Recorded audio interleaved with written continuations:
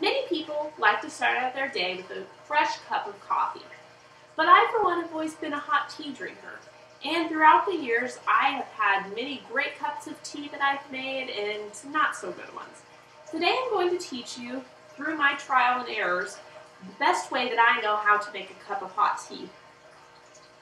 First thing you need to do is decide how much tea you want to drink.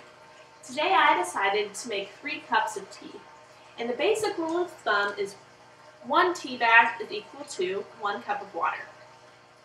The next step is to get a kettle of water and fill it with, since we're making 3 cups of tea, 3 cups of tea today, we want to put about 3.5 cups of water into our kettle.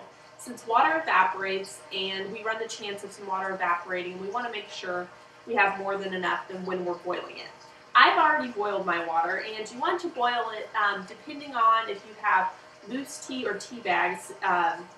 Tea bags, you don't want the water to technically boil because you run the risk of the tea bag breaking and all the little particles getting out in your teapot, and you don't want to have to sift through that. That is just not very fun. So I boiled my water for about 5 minutes today.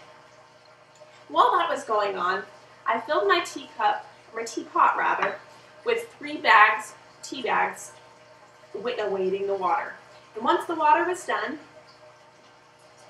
I took my kettle, and I think I have a little bit left in here, and poured some water into my teapot. The next part is completely up to your personal preference. Steeping makes the tea either really weak or really strong, the length of steeping that you actually do. I like my tea really strong, and with this black tea, I normally let my tea steep for about 6 to 7 minutes, and this tea has already been steeping for about 6 minutes, almost 7 minutes, so it's about good to go. But some people prefer their tea a little bit weaker, and therefore they steep it for a shorter amount of time. But once your tea is done steeping, you get the awesome task of making your perfect cup of hot tea. There are many types of things that people like to add to their teacups, but I, for one, just like a little bit of sugar and some cream.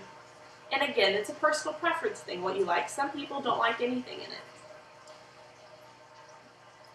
I'm going to pour some tea in my teacup, and I'm not going to pour it all the way because you don't want to pour your cream and your sugar in and it gets too full and you drop it all over yourself. But I'm going to put about a spoonful of sugar and about a spoonful of cream. Mix that all up.